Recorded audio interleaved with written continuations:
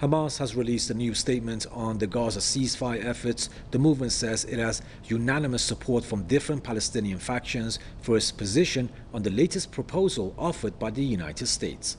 Hamas said it has conducted extensive contacts with Palestinian factions on the ceasefire framework and its implementation. It added that consultations resulted in a unified national consensus, leading the movement to submit its response to the mediators in a positive spirit. Meanwhile, the Israeli regime said it will send negotiators to Qatar for talks on the details of the ceasefire proposal to bridge the remaining gaps. The office of Israel's war criminal Prime Minister Benjamin Netanyahu, however, issued a statement saying that amendments made to the proposal by Hamas are unacceptable.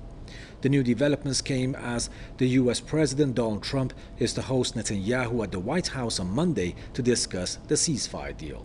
Hamas seeks guarantees that the truce would lead to a total end to the war and full withdrawal of Israeli troops from Gaza.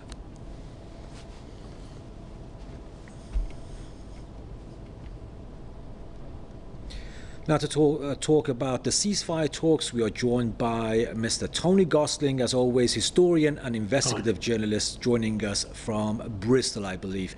Mr. Gosling, good to see you again. Mr. Gosling, how do you see the talks come through? Could we finally see a stop to the genocide in Gaza? And if we do, which would be for 60 days, can the Israeli regime be trusted not to violate the agreement like it did last time? Well, no, yeah, I'm in Bristol, you're quite right, and one of the reasons it's an interesting city to live in is because Bristol is where John Cabot set off back in 1497 on his reconnaissance for genocide of North America in his little ships, and that was led to the genocide of something like 50 million Native Americans as the Europeans set off across the Atlantic to colonize the New World. So yes, yes, Bristol's an interesting city, is what I'm saying historically. But if it bang up to today, this ceasefire deal seems to me to be, and I think you're hinting, another deal that it's impossible to sign up to, really. Although everyone wants a ceasefire, everyone who is human wants a ceasefire all over the world, of every faith and none wants this deal. It seems like we're dealing with a brotherhood of death, like the old Carthaginian head choppers from thousands of years ago the Roman Empire dealt with. They are absolutely hell-bent, it seems, on creating carnage and war, and whether it's to do with trying to negotiate with them, or even in the aftermath of a negotiated settlement, it seems they're either going to always renege on the deal or present a deal for people to sign, which is an impossible thing to sign. It's very difficult anyway for Hamas to sign up to these deals, knowing that the previous ceasefires have simply been broken. The deals have been broken. I know Hamas is now saying that they're refusing to hand over any hostages unless there's a clear pathway to a permanent ceasefire, and they're quite right to do that, in my view. There's absolutely no point in giving up the only cards they have in terms of negotiating strength, because the Israelis are insisting on them completely laying down all arms, and that's not just Hamas, that's all forms of resistance within the occupied territories, Gaza and the West Bank, which is unrealistic.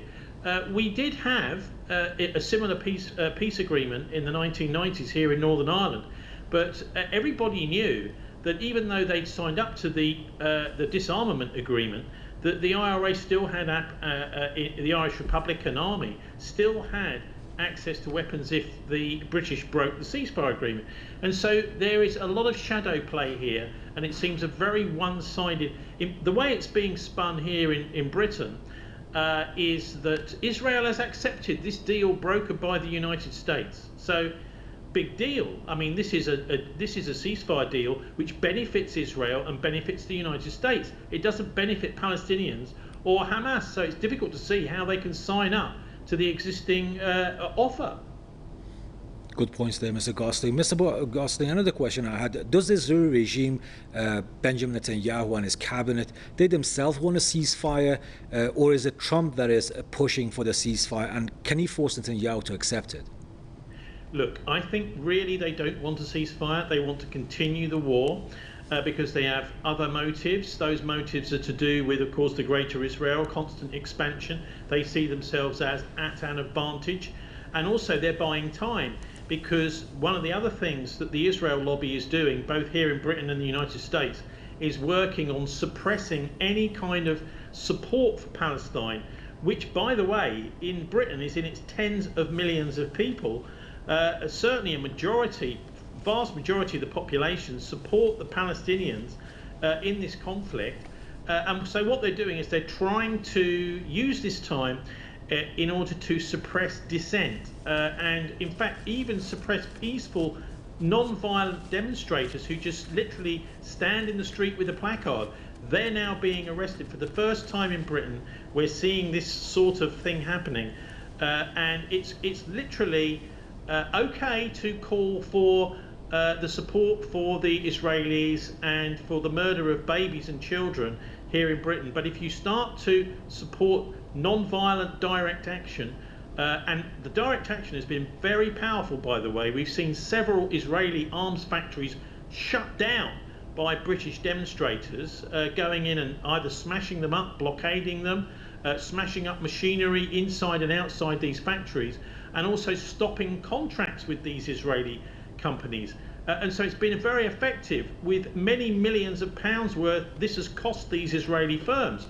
And so that's what the government seems to be concentrating on here, is now trying to stop anybody that's taking direct action in support of the Palestinians. So yes, they're wanting the conflict to carry on, and they're buying time by suppressing to such an extent in Britain. Now people are talking about this country as turning into a police state, where anybody can be arrested just simply for voicing support for Palestine. That's how serious things have become, and really things are just down to the individual police chief constables and individual police, and possibly the courts and the juries, to acquit people to make this an unworkable law. And we've had literally scores of people putting themselves forward to be arrested, saying, I mean, I'm going to support Palestine Action, they say.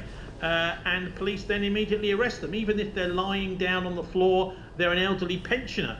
So the support in Britain, I would say, is enormous. But the government are a traitorous government who are actually betraying all of those people that died in 2 world wars to fight for freedom in Britain.